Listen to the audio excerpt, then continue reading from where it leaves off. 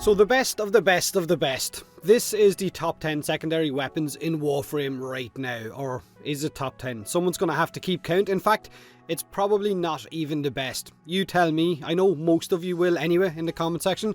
So to follow up the same format as my top 10 primary weapons, let's get in and out as quick as possible. Something a lot of you will be familiar with. And just so I don't hurt anyone's feelings, the Kraken is not on this list. It shouldn't even be classified as a weapon. Should only be used as a grenade doorstop. The Coover Kraken is literally just a sex toy for the Coover Guardians. Consider that next time you decide to break it out. First up on this list is the Piranha Prime, a full auto secondary shotgun used for killing trees. Killing tree enemies, not the Ents, feckin' Treebeard over there lying dead in the ground, will spawn a ghost version of your gun, so it will go from being a single shotgun into a dual-wield shotty that will absolutely melt heads with an increased fire rate. It definitely deserves to be on this list. Next up is the Coover Brock, or even the normal variant absolute powerhouse, a weapon or both weapons with the power of a volatile poop after too many peanuts, but more the Coover one than anything else. It's got an improved fire rate, better crit, better status, magazine size, and it looks less like a turd than the base one. 100% status on the Coover Brock is honestly just disgusting, especially with the small amount of punch through that it has as well. Armor shredding and life ending. Speaking of armor shredding, next up on the list is the Mara Detron. Now, I mean, is your list even a list without the great Golden Warrior gift from Barrow Katir, the Space Radiation Toaster that is one of the best armor removing weapons in the game right now. Once you hit that 100% status mark, it is absolutely godly, and being radiation based is just the added bonus, because anything you don't kill will turn around and start kicking the holy crap out of one another. Next up on the list is all of the kit guns. Feck it, just pile them all in there. Let's be honest, they all deal incredible damage, but they are ugly.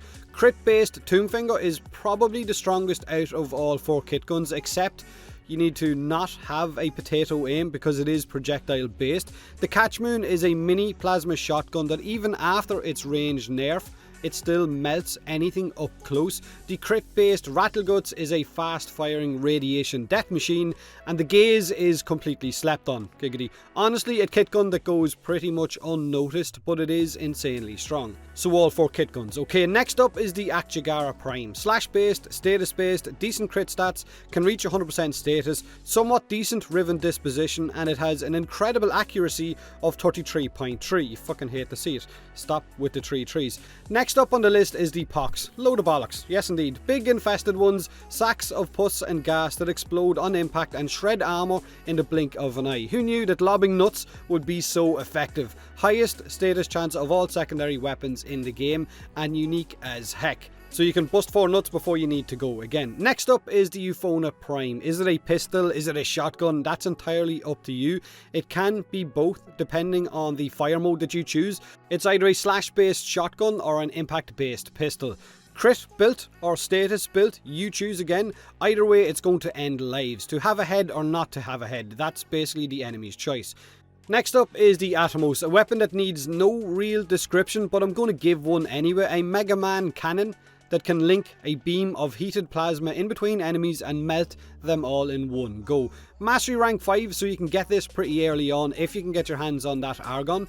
3 links to 4 enemies and all burning to death. It's got okay crit stats, solid status chance, can melt armor in a jiffy. No idea what a fucking jiffy is, but this can do it, so it's got to be worth it for that alone. Next up is my Pandeiro, and I'm saying my Pandeiro because it's my old go-to gun. Octavia's Fandahammer signature weapon, big on crit chance and damage, fast reload, blink, and they're dead again. Has 2 different fire modes, either a default normal shoot 1 bullet at a time mode, or Fandahammer and release all of the bullets left in the magazine in one go. Neutral Riven disposition still, which gives it some killer Riven stats if you can get your hands on a decent crit 1, but it is a solid weapon of choice. But this again is my one. Get your own. Now, if we're being honest, there are so many secondary weapons, primary weapons, and melee weapons right now in the game that it is incredibly hard to do a top 10 of any of them, especially when it comes to melee. And the last spot of the secondary list could have went to a number of weapons. So instead of just listing one, I'm going to list a lot of them that are really good as well. The Arca Cisco is amazing, the Sicarus Prime, the Secura Dual Sestra, the Ak Bolto Prime, the Staticore, the Sonicore, the Coover Twin Stubbers, the Ak Bronco Prime, the Twin Roga, the Sicarus Prime, the Acarius, the Ak Stiletto Prime, the Ak Samadhi Prime, the Stug can feck right off. 2020 will be the year of the Ak Magnus Prime. Just you wait and see. We fucking better get it. I really want that weapon. But that's my list anyway. Tell me where I went wrong, where you would put different weapons into what position.